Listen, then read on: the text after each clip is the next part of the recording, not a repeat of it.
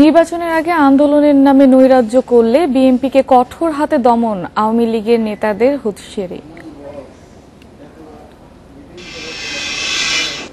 নিরপেক্ষ নির্বাচন ব্যবস্থা ফেরানোই চ্যালেঞ্জ বলছে বিএনপি। আন্দোলন সফল করতে নেতৃত্ব ঢেলে সাজাচ্ছে দলটি।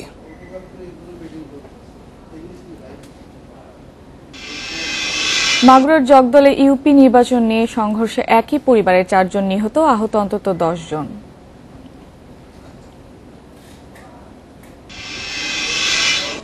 ব্রিটেনের কনজারভেটিভ পার্টির এমপি ডেভিড হত্যা সন্ত্রাসী কর্মকাণ্ড বলছে পুলিশ। নির্বাচনী এলাকায় ছুরিকাঘাতে হত্যা।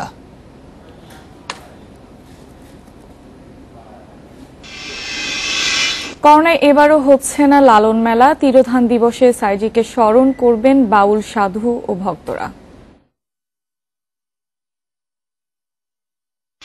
স্বাগত ইন্ডিপেন্ডেন্ট সংবাদের সঙ্গে আছে আমি ফারহানা আলম এবং আমি শাফাত বিন ফরিদ। জানাচ্ছিলাম প্রধান শিরোনামগুলো, এবারে বিস্তারিত। জাতীয় নির্বাচনকে সামনে রেখে আন্দোলনের নামে আবারও নৈরাজ্য বা দেশকে অস্থিতিশীল করার চেষ্টা করলে বিএনপির কবর রচনা করা হবে বলে হুঁশিয়ার করেছেন আওয়ামী লীগের নেতারা। ঢাকাসহ সারা দেশে বিএনপিকে রাজনৈতিকভাবে মোকাবিলায় দল গোছাচ্ছে আওয়ামী লীগ। নেতারা বলছেন, নিরপেক্ষ সরকার নয়, বিএনপিকে আওয়ামী লীগ সরকারের অধীনেই নির্বাচনে আসতে হবে। 2014 সালের জাতীয় নির্বাচন ঘিরে সহিংসতা, অগ্নিসংযোগ আর পেট্রোল বোমা বিস্ফোরণে সারা দেশে তৈরি হয় এক ভীতিকর পরিস্থিতি। তত্ত্বাবধায়ক সরকারের অধীনে নির্বাচনের দাবিতে রাজপথে ছিল বিএনপি জামায়াত জোট।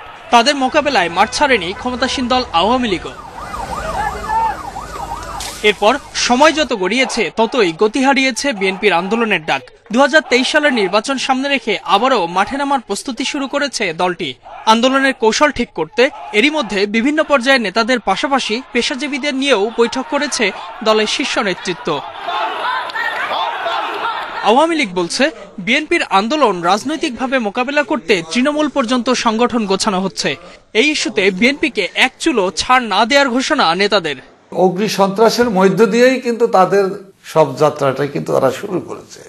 সুতরাং আবার তারা যদি সেই অগ্নি সন্ত্রাস এবং তার চেয়ে ভয়াবহ কিছু করার চেষ্টা করে, তার পরিণতি কিন্তু এবার কিন্তু তারা কবরস্থ হয়ে যাবে। আগের আন্দোলনটা ছিল আত্মঘাতীমূলক আন্দোলন। সেই ধরনের আন্দোলন যদি করতে চায়, তাহলে কোনোভাবেই সরকার বা রাজনৈতিক দল হিসেবে আমরা কোনোভাবে তা করতে দেব না। তাদের মতে, সুষ্ঠু নির্বাচন করার দায় নির্বাচন কমিশনের। সার্চ কমিটির মধ্য দিয়ে যে কমিশন গঠন করা হবে তার উপর বিএনপিকে আস্থা রাখতে বলছে আওয়ামী লীগ। এখন বিএনপি সার্চ কমিশন গঠন থেকে শুরু করে আন্দোলন শুরু করবে। উইল ওয়েট টু সি, আমরা অপেক্ষা করব দেখার জন্য। তারা নির্বাচনকালীন সময়েও তারা রুটিন ওয়ার্কের দায়িত্বটা পালন করবে। এখানে নিরপেক্ষ, অনিরপেক্ষ এই ধরনের বিষয়ের তো কোনো আলোচনার বা তর্কের কোনো অবকাশ নেই। পাশাপাশি বিএনপিকে সাজাপ্রাপ্ত আসামির নেতৃত্ব বাদ দিয়ে সঠিক নেতা নির্বাচনের আহ্বানও আওয়ামী লীগের নীতি নির্ধারকদের। Ijazur Rahman, independent news, Dhaka. দলীয় সরকার নয়, নিরপেক্ষ সরকারের অধীনে নির্বাচন ব্যবস্থা ফিরিয়ে আনাকেই চ্যালেঞ্জ হিসেবে নিতে চায় বিএনপি। সেই লক্ষ্যে দ্বাদশ সংসদ নির্বাচন সামনে রেখে সব পর্যায়ের নেতাদের সাথে ধারাবাহিক বৈঠকও করেছে দলটি। দাবি আদায়ের আন্দোলন সফল করতে ঢাকাসহ বিভিন্ন ইউনিটের নেতৃত্ব ঢেলে সাজাতে এরই মধ্যে কাজ শুরু করেছে বিএনপি। দ্বাদশ জাতীয় সংসদ নির্বাচনের বাকি আরও 2 বছরেরও বেশি সময়। এরই মধ্যে রাজনৈতিক অঙ্গনে নানাভাবে উঠে আসছে সেই নির্বাচন নিয়ে আলোচনা। রাজনৈতিক দলগুলো নানাভাবে এরই মধ্যে নির্বাচন প্রস্তুতি শুরু করেছে। দীর্ঘদিন ক্ষমতার বাইরে থাকা বিএনপি এরই মধ্যে তৃণমূল থেকে শুরু করে বিভিন্ন পর্যায়ের নেতাদের সাথে 10 দিন রুদ্ধদ্বার বৈঠক শেষ করেছে। জ্যেষ্ঠ নেতারা জানান, ধারাবাহিক এ বৈঠকে দলীয় সরকারের অধীনে আর কোনো নির্বাচনে অংশ না নেয়ার পরামর্শ ছিল সবার। সরকার তো স্বেচ্ছায় যাবে না, আর যদি স্বেচ্ছায় যায় সেটাও আরেক কথা। আমরা চাইতেছি একটা দলীয় নিরপেক্ষ নির্বাচনের যে পূর্ব শর্তগুলি, এই শর্তগুলি উই আর টু আর্ন, আগে এটাকে অর্জন করতে চাই, তারপরে আমাদের অন্য ভাবনা। আমাদের 2, 4, 5, 10 হাজার না, মিনিমাম 2 লাখ লোক রাজপথে থাকতে হবে। বিএনপি যদি 2 লাখ লোক নিয়ে রাজপথে নামে, জনগণ আরো 4 লাখ তার সাথে যোগ হবে। তখন এমন একটা বিশাল জন অভ্যুত্থান দেখা যাবে যে সরকারকে পালাবার পথ পাবে না। দাবি আদায়ের আন্দোলন সফল করতে ঢাকার নেতারা এবার সর্বোচ্চ ত্যাগ স্বীকারে প্রস্তুত বলে জানান তারা। আমরা সর্বোচ্চভাবে প্রস্তুত এবং যেভাবে সংগঠন খুব শক্তিশালীভাবে সংগঠনকে সাজানো হচ্ছে আমরা পুরোপুরি আশাবাদী। অত্যন্ত সুসংগঠিতভাবে আমরা সকল কর্মসূচিতে অংশগ্রহণ করছি এবং আগের চাইতে অনেক বিপুল এবং ব্যাপক উদ্দীপনা নিয়ে আমরা সকল কর্মসূচি আগামীতে যে কোনো ধরনের কর্মসূচির জন্য প্রস্তুত আছি। দাবি আদায়ের সম্ভাবনা রাজনৈতিক দল নিয়ে যুগপৎ আন্দোলনের কথাও ভাবছে BNP. Mahmud Sharif, independent news, Dhaka. Magura union পরিষদ নির্বাচন নিয়ে সংঘর্ষে একই পরিবারের 4 জন নিহত হয়েছেন, আহত হয়েছেন অন্তত 10 জন। এই ঘটনায় 9 জনকে আটক করা হয়েছে। শুক্রবার বিকেলে সদর উপজেলার জগদল ইউনিয়নে এই সংঘর্ষ হয়। মাগুরা সদর উপজেলার জগদল ইউনিয়নের 3 নম্বর ওয়ার্ডের ইউপি সদস্য নজরুল হোসেন তফসিল ঘোষণার পর স্থানীয় আওয়ামী লীগ নেতারা সৈয়দ আলী নামে আরেক প্রার্থীকে সমর্থন দেন। এ নিয়ে কয়েকদিন ধরে নজরুল ও আলী সমর্থকদের মধ্যে বিরোধ চলছিল। শুক্রবার বিকেলে নজরুলের লোকজন আলীর সমর্থকদের উপর হামলা চালায়। এতে অন্তত 14 জন আহত হন। আহতদের হাসপাতালে নেয়ার পথেই 3 জনের মৃত্যু হয়। পরে হাসপাতালে চিকিৎসাধীন আরেকজনের মৃত্যু হয়।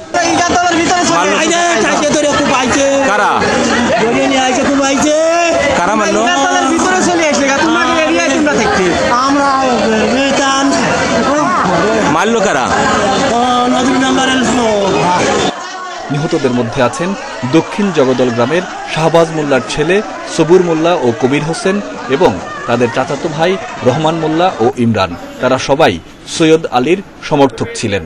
আমাদের তদন্ত টিম রয়েছে এবং যারা এই অন্যায়কারী অপরাধী তাদেরকে আমরা দ্রুত গ্রেপ্তারে করে আইনের আওতায় আনার চেষ্টা চালিয়ে যাচ্ছি। এরা সামাজিকভাবে একটা গ্রুপের করতো, তবে এটা আমরা পরবর্তী তদন্তে আপনাদেরকে আর কিছু জানাবো। সংঘর্ষের পর এলাকাটিতে মোতায়েন করা হয়েছে অতিরিক্ত পুলিশ। Independent news desk. কিশোরগঞ্জের পাকুন্দে আধিপত্য বিস্তার নিয়ে আওয়ামী লীগের দুই পক্ষের সংঘর্ষে পুলিশ সহ অন্তত 20 জন আহত হয়েছেন। শুক্রবার সন্ধ্যায় দরগা বাজার এলাকায় এই ঘটনা ঘটে। পুলিশ জানায়, উপজেলা আওয়ামী লীগের আহ্বায়ক কমিটির গঠনকে কেন্দ্র করে সংসদ সদস্য নূর মোহাম্মদ এবং উপজেলা আওয়ামী লীগের আহ্বায়ক সোহরাব উদ্দিনের সমর্থকদের মধ্যে উত্তেজনা বিরাজ করছে। শনিবার সকালে দরগা বাজার নবগঠিত আহ্বায়ক কমিটির সভা ডাকেন সোহরাব উদ্দিন। এ খবরে নূর মোহাম্মদের সমর্থকদের মধ্যে উত্তেজনা ছড়িয়ে পড়ে। শুক্রবার সন্ধ্যার পর থেকে তারা খণ্ড খণ্ড মিছিল নিয়ে দরগা বাজারে গেলে দুই পক্ষের মধ্যে সংঘর্ষ বাধে। পরে রাবার বুলেট ও টিয়ার শেল ছুড়ে পরিস্থিতি নিয়ন্ত্রণে আনে পুলিশ।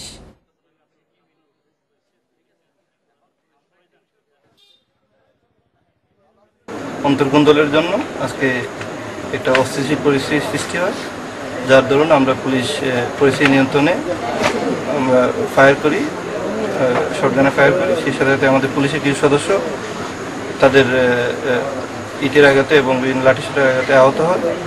পরিস্থিতি এখনো থমথমে। দেশে বিএনপি নতুন করে সাম্প্রদায়িকতাকে উস্কে দিচ্ছে বলে মন্তব্য করেছেন আওয়ামী লীগের সাধারণ সম্পাদক ওবায়দুল কাদের। শুক্রবার রাজধানীর বাসভবনে এই মন্তব্য করেন তিনি। ওবায়দুল কাদের বলেন, বিএনপি আবারও পুরনো রূপে ফিরে আসছে। তাদের শাসনামলে আওয়ামী লীগের নেতাকর্মীদের জন্য প্রতিটি রাত ছিল দুঃস্বপ্নের মতো। একই অবস্থা ছিল সনাতন ধর্মাবলম্বীদের জন্য। বাড়িঘর মন্দিরে হামলার আশঙ্কায় দিন কাটত তাদের। এখন আবারও বিএনপি ষড়যন্ত্র করে ক্ষমতায় যাওয়ার রঙিন স্বপ্ন দেখছে। তবে এই স্বপ্ন অচিরেই ভেঙে যাবে। গত 1 যুগ ধরে বিএনপি নির্বাচন ও আন্দোলন নিয়ে কথা বললেও বাস্তবে কোনো সক্ষমতা দেখাতে পারেনি। দলটি প্রতিহিংসাপরায়ণ ও ব্যর্থ এক বিরোধী দল। দোষারোপের রাজনীতির দুষ্টচক্রে বিএনপি আবর্তিত হচ্ছে বলেও জানান ওবায়দুল কাদের।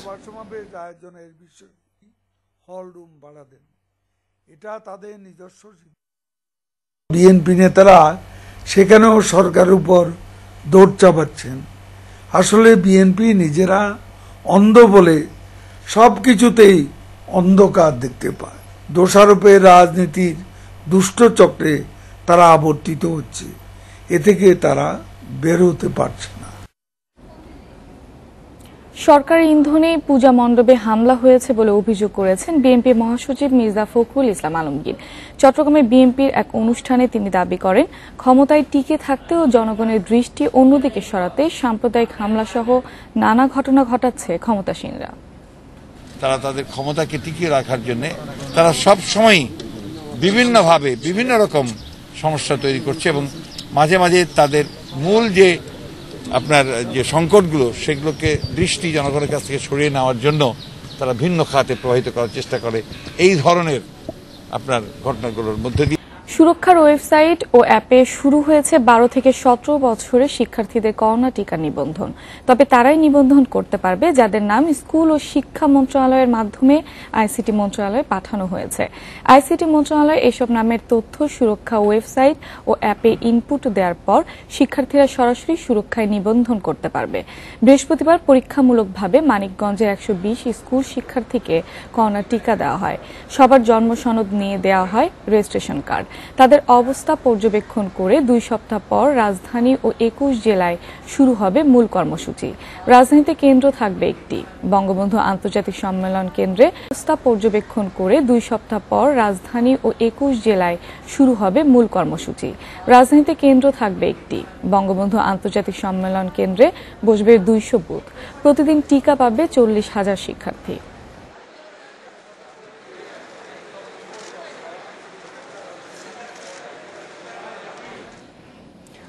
এসএসসি, এইচএসসি ও চাকরির সনদ এমনকি জমির দলিল বা জাতীয় পরিচয়পত্র বানিয়ে দেওয়া হতো টাকার বিনিময়ে। সম্প্রতি হাজারীবাগ থেকে গ্রেপ্তার হন জাল কাগজপত্র তৈরির কারিগর শরীফুল। ডিবি জানায় গত 6 বছর ধরে জাল কাগজপত্র তৈরি করছেন তিনি। শরীফুলের কাছ থেকে জাল কাগজ নেওয়া ব্যক্তিদের সন্ধান চলছে। রাজধানীর হাজারীবাগে একটি কম্পিউটার কম্পোজের দোকান চালান শরীফুল। বিভিন্ন সফটওয়্যার ব্যবহার করে কয়েক মিনিটেই জাল কাগজপত্র তৈরিতে দক্ষ তিনি। সবচেয়ে বেশি তৈরি করেন জেএসসি, এসএসসি ও এইচএসসির ভুয়া সনদ। তার দোকানে ভুয়া জাতীয় পরিচয়পত্রেরও চাহিদা অনেক। গোয়েন্দা তেজগাঁও বিভাগের তথ্য আসে টাকার বিনিময়ে হাজারীবাগে তৈরি হচ্ছে জাল কাগজপত্র। অভিযান চালিয়ে শরীফুলের দোকানে বিপুল পরিমাণ পরীক্ষার জাল সনদ, ভুয়া জাতীয় পরিচয়পত্র ও নথি পায় ডিবি। জব্দ করা হয় কম্পিউটার সহ বেশ কিছু ডিজিটাল ডিভাইস। জিজ্ঞাসাবাদে ভুয়া দলিল ও জাল কাগজ তৈরির কথা স্বীকার করেন শরীফুল। প্রায় 6 ইয়ার্স যাবৎ তিনি এই ব্যবসা করে যাচ্ছেন। প্রয়োজন মতো তিনি বিভিন্ন সার্টিফিকেট এবং উচ্চতর ডিগ্রি সনদ সহ সবকিছুই তিনি আপনার সরবরাহ করে থাকেন এই প্রযুক্তির ব্যবহারের মাধ্যমে। গোয়েন্দারা জানান শরীফুলের জাল সনদ বেশি ব্যবহার হয় বেসরকারি প্রতিষ্ঠানের চাকরিতে, আর জাল করা জমির দলিল দিয়ে মামলার মাধ্যমে হয়রানি করা হয় আসল মালিককে। জিজ্ঞাসাবাদ করে হয়তো ডিটেইলস পাবো। আমরা চাই যতগুলো সংস্থাই হোক বা প্রতারক চক্র হোক, এটা মেসেজ তাদের কাছে যাক যে এটা করে দীর্ঘদিন পার পাওয়া যায় না। শরীফুলের কাছ থেকে জাল সনদ গ্রহণকারী প্রতারকদের ধরার চেষ্টা চালাচ্ছে DB. Masudur Rahman, independent news, Dhaka. বিশ্ব ক্ষুধা সূচকে প্রতিবেশী ভারত ও পাকিস্তানকে পেছনে ফেলে এগিয়েছে বাংলাদেশ। 25% বা তারও বেশি ক্ষুধা কমাতে সক্ষম হয়েছে। বৃহস্পতিবার প্রকাশিত বিশ্ব ক্ষুধা সূচক GHI প্রতিবেদনে 116টি দেশের মধ্যে বাংলাদেশের অবস্থান 76তম। কৃষিমন্ত্রী বলছেন, দেশে ক্ষুধা না থাকলেও আগের চেয়ে খাবার কিনতে বেশি দাম গুনতে হচ্ছে। এই সমস্যা নিরসনই এখন বড় চ্যালেঞ্জ। প্রতিবছর আয়ারল্যান্ডের স্বেচ্ছাসেবী সংস্থা কনসার্ন ওয়ার্ল্ড ওয়াইড এবং জার্মান সংস্থা ওয়েল্ট হাঙ্গার হিলফ যৌথভাবে বিশ্বের দেশগুলোর মধ্যে ক্ষুধার পরিমাণ নির্ধারণ করে থাকে। বিবেচনায় নেওয়া হয় দেশের সমসাময়িক অর্থনৈতিক অবস্থান, শিশু স্বাস্থ্য এবং সম্পদ বন্টনে বৈষম্যের নানা দিক। নতুন সূচকে 100-র মধ্যে বাংলাদেশের স্কোর 19.1। বিশ্ব ক্ষুধা সূচক 2021-এ ভারত ও পাকিস্তানের চেয়ে এগিয়ে বাংলাদেশ। নেপাল ও বাংলাদেশ একই অবস্থানে। দেশে ক্ষুধা কমার প্রমাণও মিলেছে বেশ কয়েক বছর ধরে। খাদ্যপণ্যের উৎপাদন ধারাবাহিকভাবে বাড়ছে। চাল উৎপাদনে বিশ্বে বাংলাদেশের অবস্থান তৃতীয়। সরকারি হিসাবে গত অর্থবছরে দেশে চালের উৎপাদন 3,86,00,000 টন। সবজির উৎপাদন হয়েছে 1,97,00,000 টন। আপনারা কি কেউ একটা নিউজ করতে পেরেছেন যে কুড়িগ্রাম নীলফামারীতে মঙ্গ এলাকায় একজন মানুষ না খেয়ে আছে, খাদ্যের কষ্ট, তাদের হাড্ডিসার চেহারা, সেই চেহারা কিন্তু এখন আর নাই।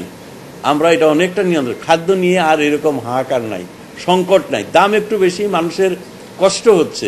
বিশেষজ্ঞরা বলছেন খাদ্যপণ্য উৎপাদন ভালো হলেও সঠিক বিপণন ব্যবস্থা জরুরি। এক্ষেত্রে সরকারি সংস্থাগুলোর সমন্বয়ের বিকল্প নেই। জোর দিতে হবে বাজার ব্যবস্থাপনার উপর, যাতে করে আমরা বিশেষ করে খাদ্যদ্রব্যের সুষম বন্টনের মাধ্যমে ভোক্তাদের কাছে পৌঁছে দিতে পারি। সেখানে সরকারের তদারকির বিষয়টি আসবে।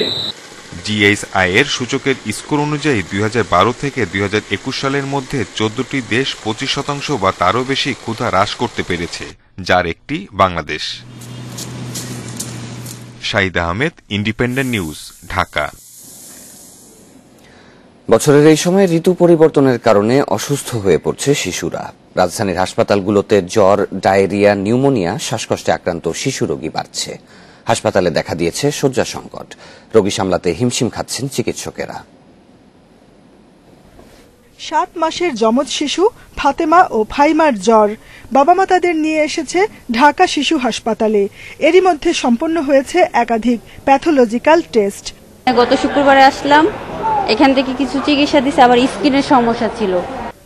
জ্বর, কাশি, সর্দি, ডায়রিয়া, শ্বাসকষ্ট সহ নানা অসুখে আক্রান্ত হয়ে শিশুদের নিয়ে হাসপাতালে ভিড় করছেন অভিভাবকরা। অধিক রোগী থাকায় তৈরি হয়েছে শয্যা সংকট। ভর্তির অপেক্ষায় অনেকেই। অনেকদিন ধরেই সাফার করতেছি, অনেক মেডিসিন খাওয়াইছি, কিন্তু কোনোভাবেই ঠিক হচ্ছে না। বাচ্চাটা অনেক অসুস্থ, কিন্তু এখন আইসা তো আমরা সিট পাচ্ছি না। চিকিৎসকরা বলছেন বছরের এই সময়ে শিশুদের নানা অসুখে আক্রান্তের হার বাড়ে। ভর্তি রোগীর পাশাপাশি ভিড় বাড়ছে বহির্বিভাগেও। যে আমাদের যে ধারণ ক্ষমতা তার থেকেও কিন্তু অনেক বেশি পেশেন্ট আসছে। তো অনেক সময় দেখা যাচ্ছে যে আমরা কিন্তু পেশেন্টগুলো সামাল দিতে যে আমাদেরকে কিন্তু হিমশিম খেয়ে যেতে হয়, কারণ আমাদের রিসোর্স হচ্ছে লিমিটেড। যখনই বেড ভর্তি হয়ে যায় তখন কিন্তু আর আমরা তো আর পেশেন্টগুলোকে ভর্তি দিতে পারি না। এই ধরনের কিন্তু হয়, তখন আমরা হয়তো আউট পেশেন্ট হিসাবে কিছু ট্রিটমেন্ট দিচ্ছি, কিছু পেশেন্ট হচ্ছে চলে যাচ্ছে। এইভাবে কিন্তু আমাদেরকে এখন চিকিৎসাটা দিতে হচ্ছে। শিশুরা বেশি অসুস্থ হলে ঘরে চিকিৎসার চেষ্টা না করে হাসপাতালে নিয়ে আসার পরামর্শ দিয়েছেন চিকিৎসকরা। Jahanara Parvin, independent news, Dhaka. নাব্যতা সংকট দূর করতে বরিশালের নদীগুলোতে আগাম ড্রেজিং শুরু করেছে বিআইডব্লিউটিএ। শুরুতেই বরিশাল নৌবন্দরে নদীর আবর্জনা এবং ঘাটে রাখা লঞ্চের কারণে বিঘ্নিত হচ্ছে কাজ। তবে নদীতে পলি জমার আগে ড্রেজিং করায় সুফল পাওয়া যাবে না বলছেন লঞ্চের মাস্টাররা। বরিশালের নদীগুলোতে নাব্যতা সংকট শুরু হয় 1995 সালে। সেই থেকে প্রতি বছর বন্দর সচল রাখতে করা হয় ড্রেজিং।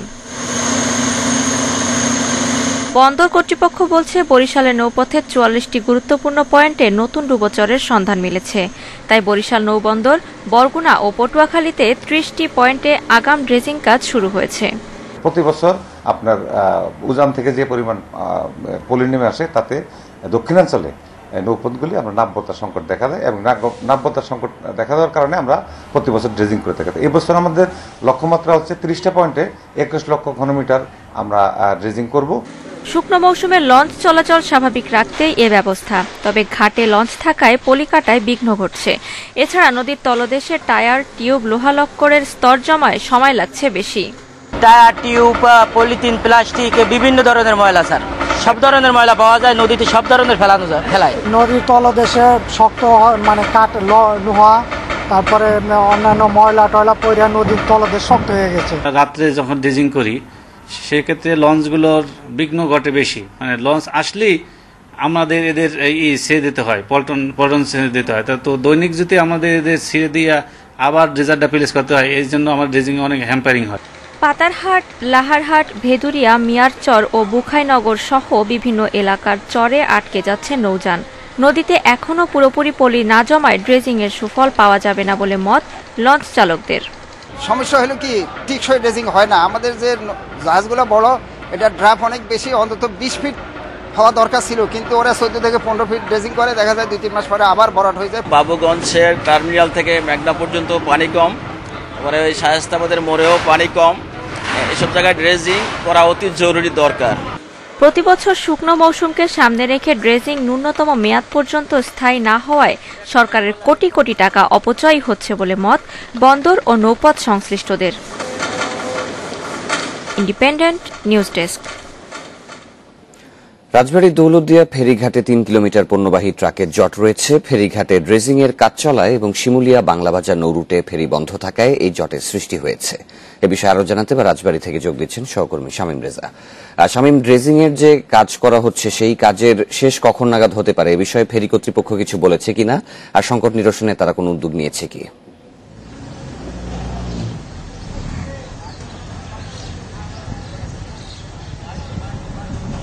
দেখুন, গত এক সপ্তাহ ধরে কিন্তু আমরা এই দৌলতদিয়া ঘাট এলাকাতে দেখতে পেয়েছি যানবাহনের দীর্ঘ একটা সিরিয়াল সৃষ্টি হয়েছে। সেই সিরিয়ালটা কিন্তু এখনও রয়েছে। আমরা সকাল থেকে এই দৌলতদিয়া ঘাট এলাকাতে এসে দেখছি যে ফেরিঘাটের 0 পয়েন্ট থেকে ঢাকা খুলনা মহাসড়কের 3 কিলোমিটার এলাকা জুড়ে যাত্রীবাহী পরিবহন এবং পণ্যবাহী ট্রাকের সিরিয়াল রয়েছে পারের অপেক্ষায়। তবে এর মধ্যে কিন্তু পণ্যবাহী ট্রাকের সংখ্যাটাই বেশি।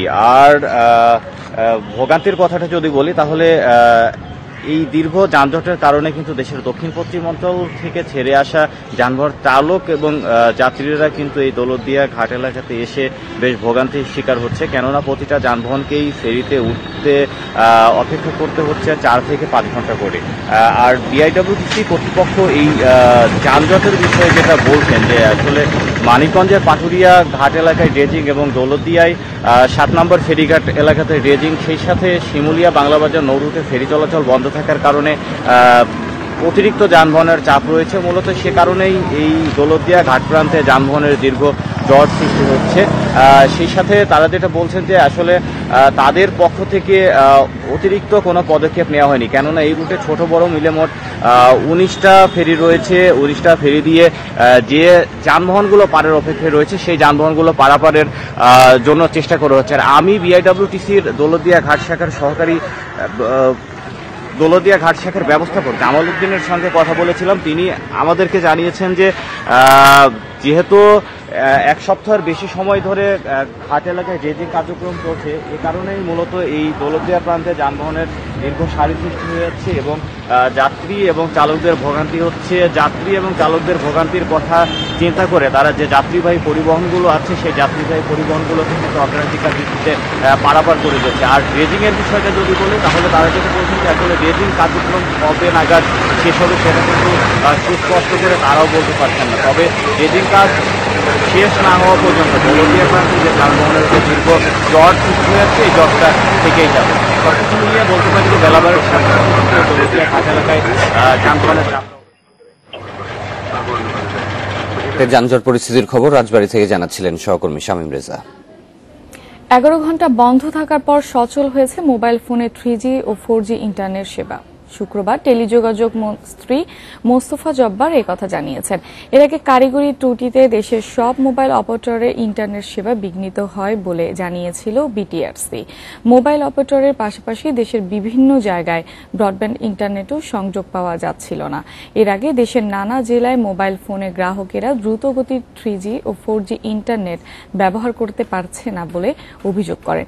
এতে ভোগান্তিতে পড়েন ব্যবহারকারীরা। শুরুতে কুমিল্লা সহ দেশের 6 জেলায় ইন্টারনেট সেবায় সমস্যা দেখা দেয়। পরে ভোর থেকে ঢাকা সহ সারা দেশেই এই সমস্যা হচ্ছিল বলে অভিযোগ করেন গ্রাহকেরা।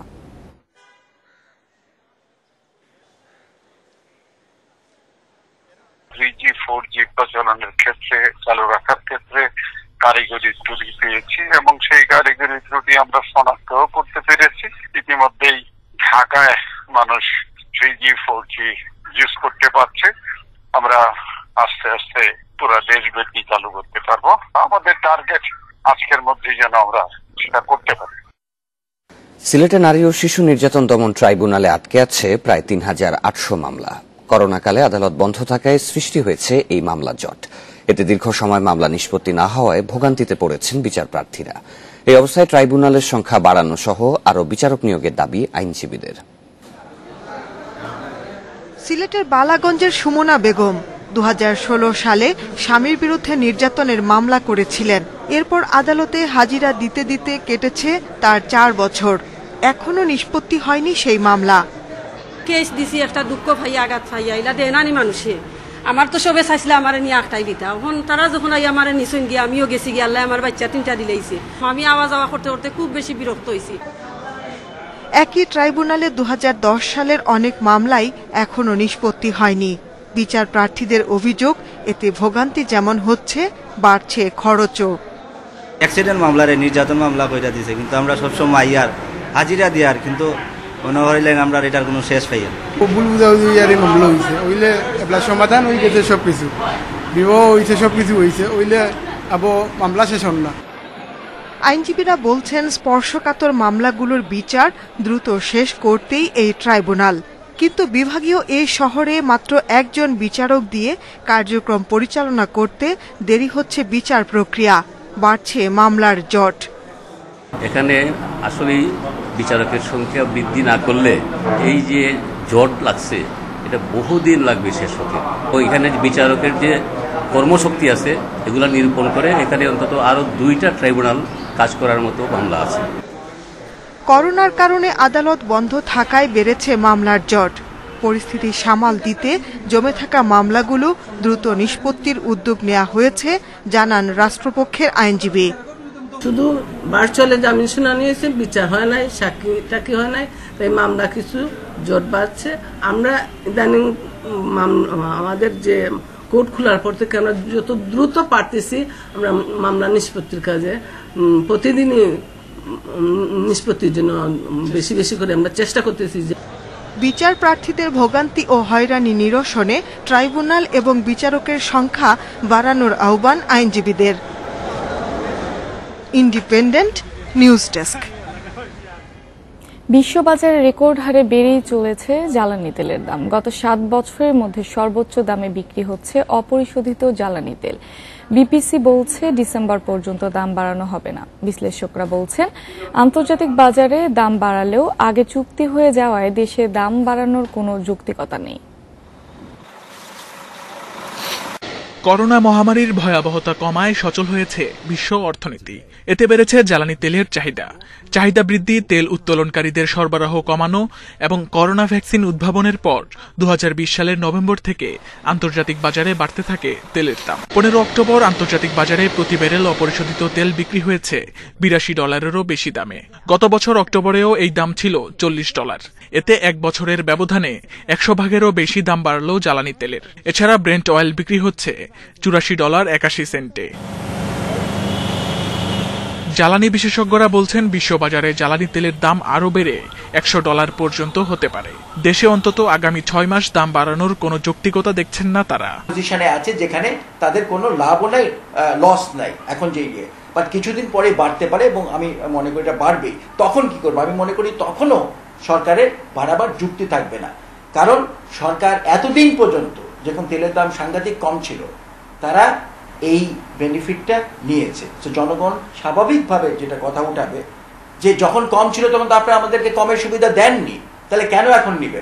দেশে তেলের দাম বাড়বে কিনা এই প্রশ্নে দেশের একমাত্র জ্বালানি তেল আমদানিকারী প্রতিষ্ঠান বিপিসির চেয়ারম্যান জানালেন ডিসেম্বর পর্যন্ত বিশ্ববাজারে দাম বাড়ার প্রভাব পড়বে না দেশে। ইম্পোর্ট ভলিউম যেটা পরিমাণ এবং রেট দুটোই আমরা কিন্তু প্রতি 6 মাস ভিত্তিক করি, অর্থাৎ এই 6 মাসে কোনো পরিবর্তন, তার মধ্যে যেটা আমাদের লাস্ট জানুয়ারি টু এই ডিসেম্বর পর্যন্ত যে রেট এবং যে ভলিউম, এবং ভলিউমটা চেঞ্জ হয় এবং ভলিউমটা আলটিমেটলি চেঞ্জ হয় অ্যাজ পার ডিমান্ড, কিন্তু রেট কিন্তু চেঞ্জ হয় না। তার মানে রেট যে রেটে ওই সময় আমরা কিনেছিলাম সেই রেট কিন্তু ডিসেম্বর পর্যন্ত আমরা ফুললি সেল।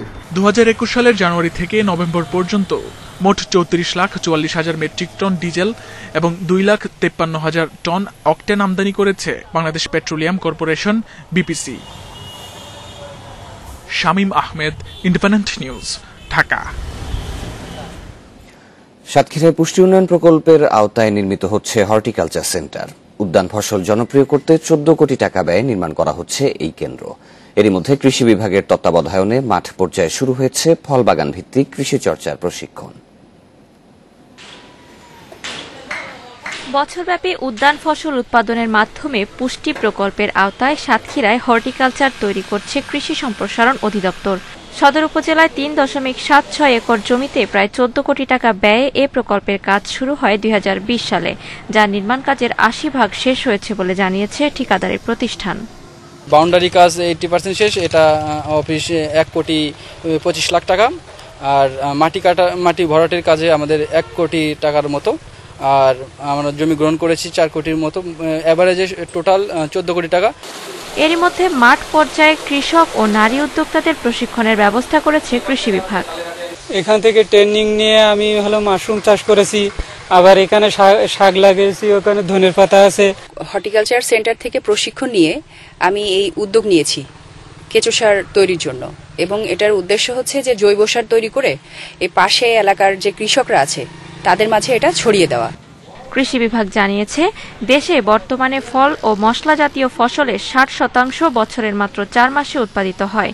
এই উৎপাদন বাড়িয়ে সারা বছর উদ্যান ফসল ফলানোই এই হর্টিকালচার সেন্টারের লক্ষ্য। ফল গাছ লাগানোর উদ্বুদ্ধ করতে প্রদর্শনী কার্যক্রম, মহিলাদের উদ্যোক্তাদের নিয়ে তাদের কার্যক্রম আমরা ইতিমধ্যে চলমান।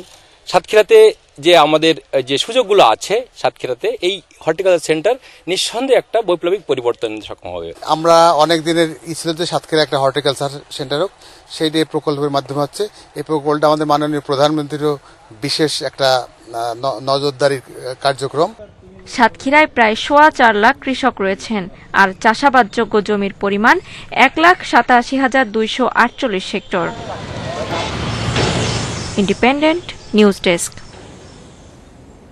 বিসর্জনের মধ্য দিয়ে কৈলাসে দেবালয়ে ফিরলেন দুর্গতি নাশিনী। শেষ হলো বাঙালি হিন্দুর সবচেয়ে বড় পার্বণ শারদীয় দুর্গোৎসব। ষষ্ঠীতে মহামায়ার বোধনে যে উৎসবের সূচনা হয়েছিল, দশমীতে প্রতিমা বিসর্জনে হলো তার সমাপ্তি। এদিন অশুভ শক্তিকে পরাভূত করতে দেবী আগামী বছর আবারও মর্তে ফিরবেন, এ প্রার্থনা করেছেন ভক্তরা। সোমবার ষষ্ঠীতে শুরু হয়েছিল দুর্গাপূজার আনুষ্ঠানিকতা। শুক্রবার সে উৎসবের ইতি টানল বিজয়া দশমী। তুরাগ বুড়িগঙ্গা তীরে প্রতিমা বিসর্জনে আসেন ভক্ত পূর্ণার্থীরা। বিসর্জনের মধ্য দিয়ে দেবী দুর্গা ফেরেন কৈলাসে স্বামীর ঘরে। 1 বছর পরের শরতে আবার আসবেন তিনি মর্তে পিতৃগৃহে। সে আশায় বুক বাঁধছেন হিন্দুরা। 5টা দিন আমরা এত মজা করছি, হঠাৎ করে এখন মা দুর্গার বিসর্জন দিতে আসছি, তো কষ্ট লাগতেছে। মা চলে যাচ্ছে, যেমন কষ্ট লাগছে, আবার এই 5 দিন উদযাপন করতে পেরে খুশিও লাগছে। আশা করি প্রতি বছর আমরা এভাবে আনন্দের সাথে দুর্গাপূজা কাটাতে পারবো। সবাইকে শুভেচ্ছা। মন্ত্র উচ্চারণের মাধ্যমে প্রতিমা থেকে ঘটে এবং ঘট থেকে আবার ভক্তের হৃদয়ে মহামায়ার অধিষ্ঠানী সনাতন ধর্মমতে বিসর্জন। এ সময় করোনা মহামারী থেকে উত্তরণে দেবীর কাছে করা হয় প্রার্থনা। খুবই আনন্দ করেছি, আর মার কাছে এটাই চাইলাম আমরা সবাই, আমাদের সব সন্তান সবাই যেন ভালো থাকে। করোনা রোগে কোনো যাতে রোগী বা কোনো ব্যক্তি আক্রান্ত না হয়ে মারা যায়, মায়ের কাছে আমাদের এই প্রার্থনা রইল। পৃথিবীর সকলে যেন ভালো থাকে, সুস্থ থাকে, এই মঙ্গল কামনা করব। কৈলাসে ফেরার আগে দুর্গতি নাশিনীকে সিঁদুর, পান আর দুব্বায় বরণ করেন নারীরা। তখন দেবীর কাছে ছিল জরা কাটিয়ে শস্য শ্যামল বিশ্বের আকুতি। 1 বছর পরে মা আসতেছে, সেই মা আজ চলে যাচ্ছে, আবার 1টা বছর পরে আসবে। সারা বিশ্বের জন্য সম্প্রীতি বজায় থাকে এবং আমরা যেন সকলে আবার শান্তিতে বসবাস করতে পারি। আরাধ্যা দেবীকে আমরা লাভ করেছি এবং সে কারণে আমাদের আরাধ্যা দেবী আমাদের হৃদয়ের মধ্যে, অন্তরের মধ্যে অবস্থান করছেন। আর লৌকিকভাবে তিনি এখন আমার এই পৃথিবী থেকে স্বর্গালয়ে অর্থাৎ শিবালয়ে তিনি এখন গমন করছেন। দেবী দুর্গা এবার মর্তে এসেছিলেন ঘোড়ায় চেপে, আর দোলায় চড়ে ফিরলেন দেবধাম কৈলাসে। মর্ত ছেড়ে কৈলাসে স্বামী গৃহে ফিরে গেলেন দেবী দুর্গা। পেছনে ফেলে গেছেন ভক্তদের 5 দিনের আনন্দ উল্লাস আর বিজয়ের অশ্রু। আবার 1টি বছরের অপেক্ষা। দেবী দুর্গা আবারও ধরণীতে ফিরবেন এবং সুজলা সুফলায় ভরিয়ে দেবেন এই পৃথিবী, এমনটাই প্রত্যাশা ভক্তদের। Adilur Rahman, independent news, Dhaka. যুক্তরাজ্যের ক্ষমতাসীন কনজারভেটিভ দলের এমপি ডেভিড এমএস ছুরিকাঘাতে নিহতের ঘটনাকে সন্ত্রাসী কর্মকাণ্ড হিসেবে দাবি করছে দেশটির পুলিশ। শুক্রবার এসেক্সে একটি গির্জায় একাধিক ছুরিকাঘাতে হত্যা করা হয় তাকে। এদিকে স্কটল্যান্ড ইয়ার্ড পুলিশ এক বিবৃতিতে জানিয়েছে, প্রাথমিক তদন্তে ঘটনাকে ইসলামী চরমপন্থীর সাথে যোগসূত্র আছে বলে ধারণা করা হচ্ছে। পুলিশ আরও জানিয়েছে, গ্রেফতার 25 বছর বয়সী সন্দেহভাজনকে জিজ্ঞাসাবাদ করে তার লন্ডনের 2টি ঠিকানা থানায় তল্লাশি চালাচ্ছে। এছাড়া কর্তৃপক্ষ জানিয়েছে তাদের ধারণা সন্দেহভাজন ব্যক্তি একাই হত্যাকাণ্ডটি চালিয়েছে, তবে তাদের জিজ্ঞাসাবাদ চলছে। হত্যাকাণ্ডের পরপরই এমপিদের নিরাপত্তার বিষয়টি পর্যালোচনা করছে নির্দেশ দিয়েছেন স্বরাষ্ট্রমন্ত্রী প্রীতি প্যাটেল। শুক্রবার স্থানীয় সময় দুপুরে নিজের নির্বাচনী এলাকায় ভোটারদের সঙ্গে বৈঠকের সময় ছুরি নিয়ে স্যার ডেভিডকে উপর হামলা চালানো হয়। পরে হাসপাতালে চিকিৎসাধীন অবস্থায় মারা যান তিনি। আফগানিস্তানের কান্দাহারে শিয়া মসজিদে বোমা বিস্ফোরণে নিহত বেড়ে 40 জন হয়েছে, আহত হয়েছেন অনেকে। শুক্রবার জুমার নামাজের সময় ইমাম বারগাহ মসজিদে এই বিস্ফোরণ ঘটে।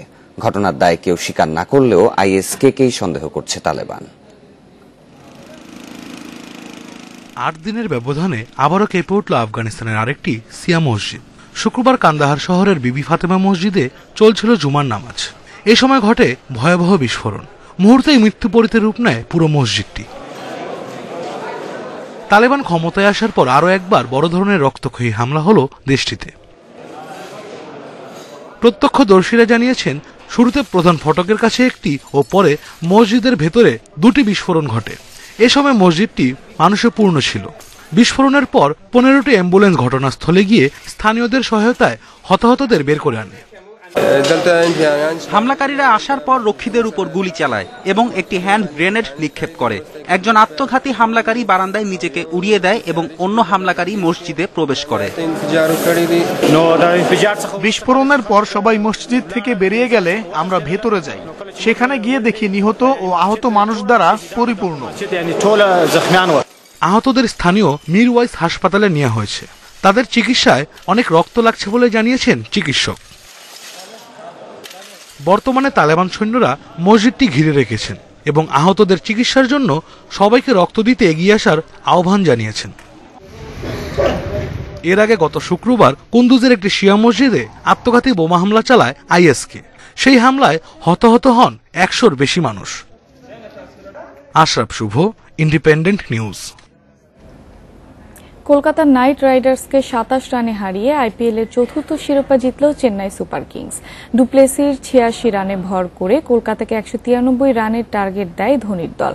জবাবে গিল ভেনকাটেশ 50 করলেও জয় পায়নি মর্গানের দল, থেমেছে 165 রানে। ব্যাটে বলে হতাশ করেছেন সাকিব।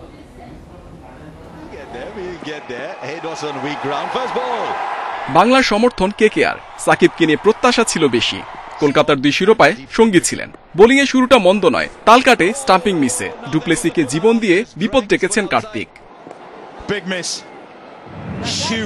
3 ওভারে সাকিব দিয়েছেন 33 রান, উইকেট নেই। কোটা পূর্ণ করায়নি মর্গান। গায়কোয়াদ থামলেও ডুপ্লেসি চালিয়েছেন তাণ্ডব। সাথে উতাপ্পা মঈনরাও ঘাম ছুটিয়ে দেয় কেকেআর বোলারদের। 10 ছক্কা 12 চারে সাজানো চেন্নাইয়ের বোর্ডে 192। কেকেআরের শুরু আশা জাগানিয়া। ভেনকাটেশের ক্যাচ ফেলে কার্তিককে যেন মনে করিয়েছেন ধোনি। গিল ভেনকাটেশ মিলে তোলে 91। ওই জোট ভাঙলেই ধস নামে কেকেআর ব্যাটিংয়ে। পরের 6 ব্যাটার আউট হয়েছেন 1 অঙ্কে। ব্যাক টু ব্যাক ডাক। সাকিব হতাশ করেছেন সমর্থকদের। 125 রানে 8 উইকেট হারিয়ে ফেরার উপায় রাখেনি কেকেআর। শেষ দিকে মাভি ফার্গুসন কেবল ব্যবধান কমিয়েছেন। চেন্নাই জিতল চতুর্থ আইপিএল শিরোপা। অধিনায়ক ধোনির আরও এক সাফল্য। বিপরীতে বিবর্ণ মর্গ্যানের নেতৃত্বে তৃতীয় ফাইনাল হয়ে থাকলো হতাশার গল্প হয়ে। Mohammad Nazim, independent news. সাফ চ্যাম্পিয়নশিপের ফাইনালে আজ মুখোমুখি হবে ভারত ও নেপাল। দক্ষিণ এশিয়ার বিশ্বকাপ খ্যাত টুর্নামেন্টে সিংহাসন ফিরে পেতে মরিয়া ভারত। সেরাটা দিতে প্রস্তুত সুনীল ছেত্রীর দল।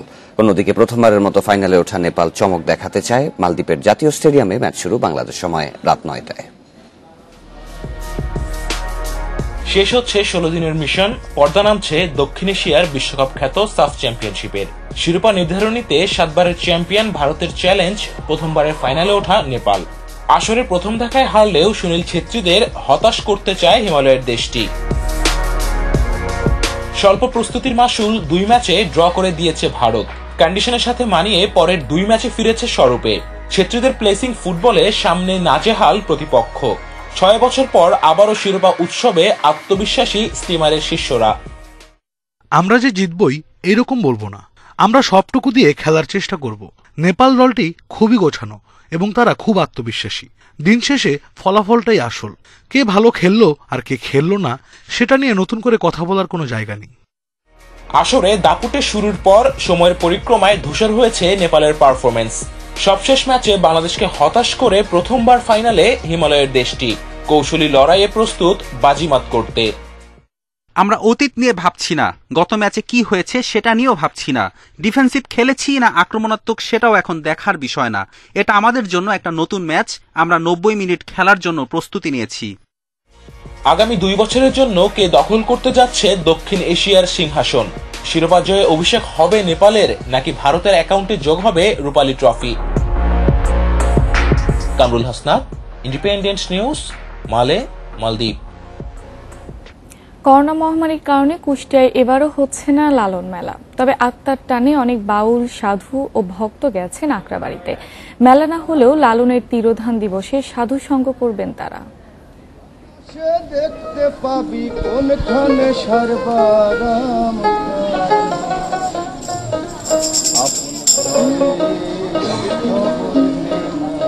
দোল পূর্ণিমার তিথিতে অনুসারীদের নিয়ে সাধুসঙ্গ করতেন ফকির লালন সাঁই। এরই ধারাবাহিকতায় দোল পূর্ণিমায় এবং লালনের মৃত্যুবার্ষিকীতে দুবার সারা দেশের বাউল ফকিররা জড়ো হন কুষ্টিয়ার ছেউরিয়ায়।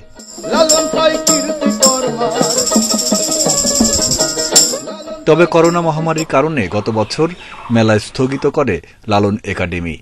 এবারও নেই তেমন কোনো আয়োজন। তারপরও বিভিন্ন এলাকা থেকে অনেক বাউল সাধু ও লালন ভক্ত জড়ো হয়েছেন আখড়াবাড়িতে। তারা বলছেন উদযাপনের জন্য নয়, এসেছেন আত্মার টানে। কম বেশি আসবে, আসি তারা এক পাক ফিরে চলে যাতে হলেও যাবে। আমরা সাইজির ধামে আসি প্রত্যেক বছর, আমরা আনন্দ উল্লাস করি, আমাদের খুব তৃপ্তি হয়। প্রচন্ড খারাপ লাগতেছে, যদি অনুষ্ঠানটা সুন্দরভাবে উদযাপিত হইতো তাহলে আমাদের অনেক জ্ঞানের প্রসার ঘটতো আরো। জেলা প্রশাসক বলছেন বাউলরা নিজস্ব নিয়মে সাধুসঙ্গ করতে পারলেও লালন একাডেমির পক্ষ থেকে থাকছে না কোনো আয়োজন। বাউল সম্রাট ফকির লালন শাহ এর 131তম তিরোধান দিবস পালন করা সম্ভব হচ্ছে না। উপর্যুক্ত বিষয়ে বাউল সম্রাট ফকির লালন শাহ এর ভক্তবৃন্দ, সাধক এবং গুণীজন সহ সংশ্লিষ্ট সকলের সহযোগিতা কামনা করছি। লালন অনুসারীরা মনে করেন সাধুসঙ্গের সাথে মেলার কোনো সম্পর্ক নেই, তাই সাঁইজির তিরোধানের দিনে নিজেদের মতো করেই তাকে স্মরণ করবেন ভক্তরা। Independent news desk. এই ছিল সংবাদে। ইন্ডিপেন্ডেন্ট টেলিভিশনের সব খবর আরো বিস্তারিত জানতে চোখ রাখুন ফেসবুক, ইউটিউব এবং টুইটারে। ধন্যবাদ সবাইকে।